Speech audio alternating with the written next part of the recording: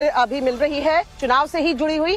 अमरावती से बीजेपी की जो उम्मीदवार हैं नवनीत राणा, वो धुआंधार प्रचार में जुटी हुई हैं। उनके एक दिन के पूरे चुनावी कैंपेन को टाइम्स नाउ नव भारत के रिपोर्टर ने कवर भी किया है। तो चुनाव प्रचार के दौरान नवनीत राणा का बिल्कुल अलग अंदाज नजर आया।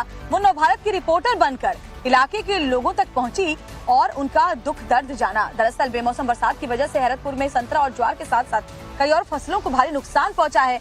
अपनी रिपोर्टिंग के दौरान बीजेपी प्रत्याशी नवनीत राणा ने राज्य सरकार से किसानों की मदद करने की गुहार लगाई। हालांकि इस दौरान उन्होंने आचार संहिता के बंधन का जिक्र भी किया है। यानी एक दिन के लिए रिपोर्टर बनी थी नवनीत राणा।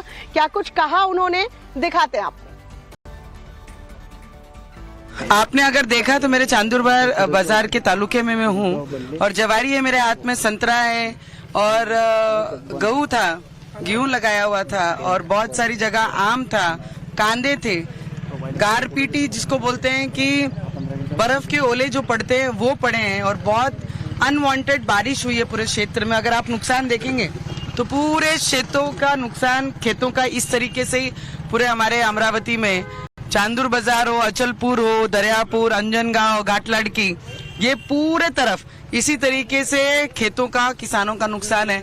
हमने हमारी सरकार से, हमारे डिप्टी सीएम साहब से, मुख्यमंत्री से बात की है कि जल्द से जल्द कुछ ना कुछ मदद इनको जाहिर हो, क्योंकि आचार संहिता लागू है।